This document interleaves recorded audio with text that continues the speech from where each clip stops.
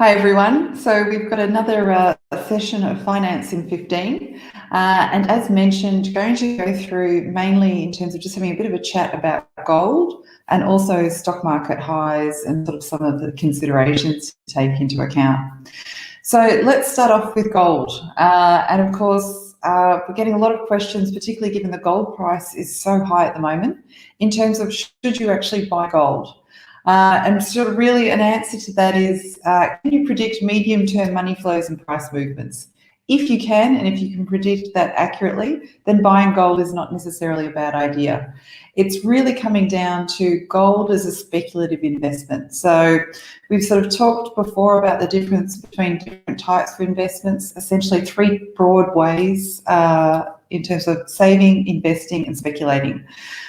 Saving we're all familiar with in terms of having money in a bank account. Investing is investing in property, in shares and bonds.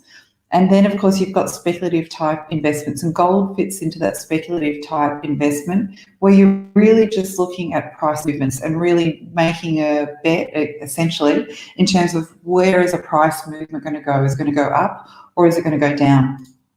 So we've got a chart here. Now, let me see just to make sure I can share this properly.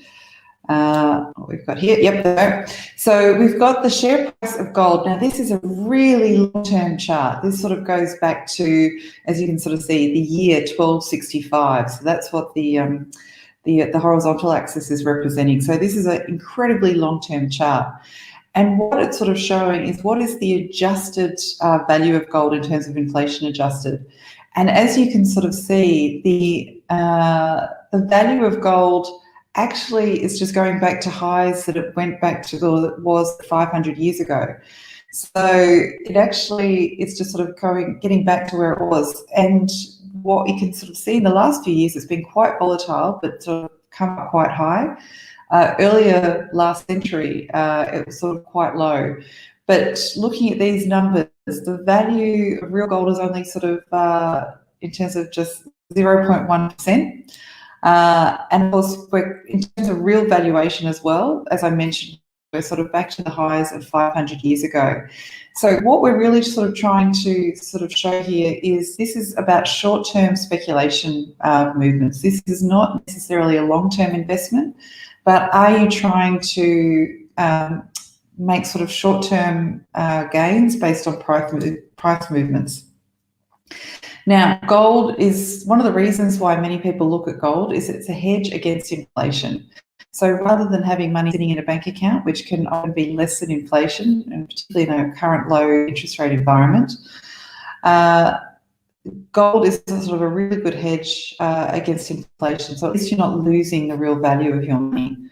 But particularly given where the gold price is at now and looking at price valuations or price movements over the last few years, now it's certainly not the time to be investing in gold.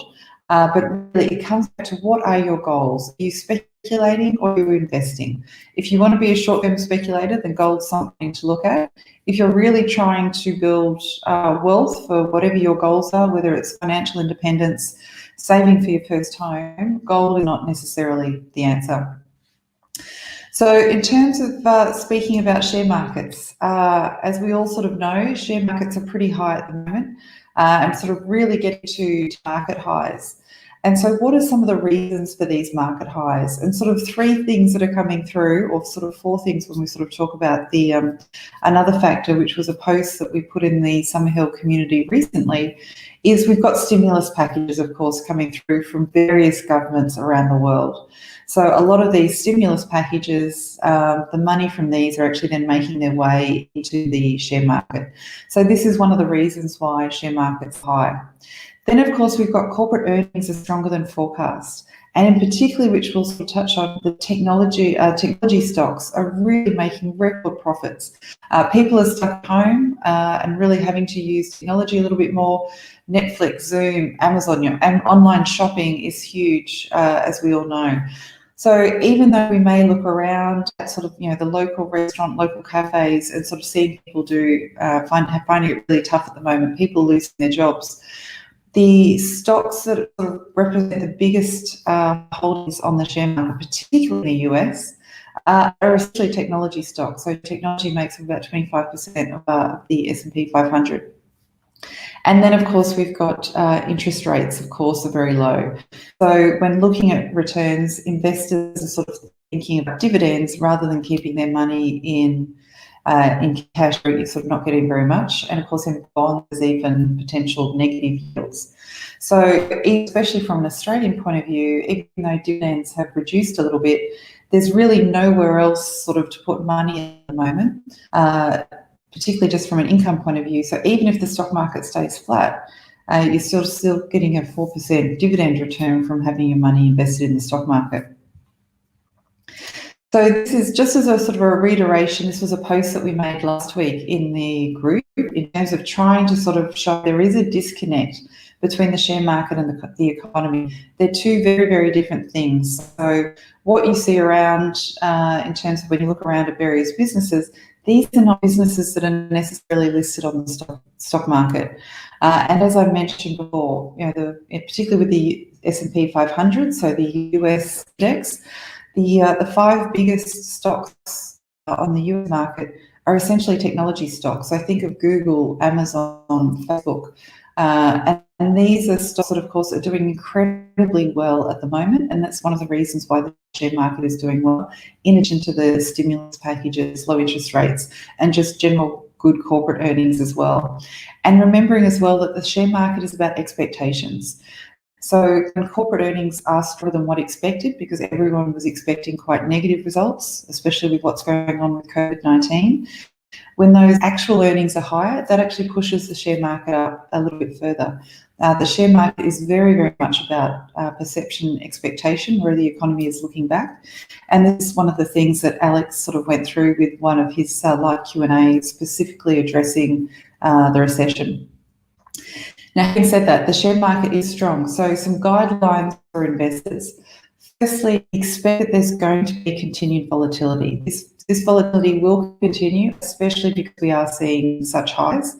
And there's going to be some profit taking in there as well, as people want to actually take some of the profits that they've earned this year. I mean, even since investing in, if you sort of invested in March, it's a 12% returns since March alone, which of course is very, very unusual, and some people wanting to take profits from that. The main message is don't be scared, just be cautious. So we're not sort of, from an investment point of view, we're not necessarily throwing lots of money into the market at the moment.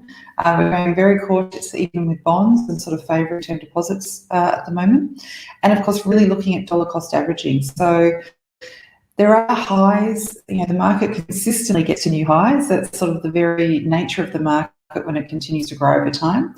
It's just a little bit hard for everyone, just given what's going on in the world with COVID-19, to try and really understand this disconnect between what's happening on a daily basis in terms of curfews and lockdowns and still such a strong economy. So we're sort of saying, we're not saying don't invest, but just be a little bit cautious, and potentially a dollar cost averaging strategy is a really good way to go. Potentially, if you're new with investing and you've got some money that you want to start off with, maybe investing it over a 4 to 6 month period rather than investing it all in one hit could be a really way to go, just to sort of make sure that you're getting any benefit of the market if it does come down. And as I mentioned, we are expecting continued volatility as well. But of course, always just focus on your own goals. Try and ignore the market noise. There's lots of market commentary around at the moment in relation to people having their own opinions in terms of what they think is going to happen. But at the end of the day, that's just it. They're just opinions. No one really knows what's going to happen. So it's then just trying to manage any potential volatility and risk as much as possible through something like a dollar cost averaging strategy, but also then just staying focused on what your own goals are and what your own time frame is. I hope that's been helpful. Not a full 15 minutes, but there weren't that many sort of questions that came in for this month. But as always, would love to hear from you in either the comments below. You can, of course, always contact us directly. And if you've got anything that you would like to be covered next time, just let us know. Hope you're well, and look forward to speaking to you next time. Bye-bye.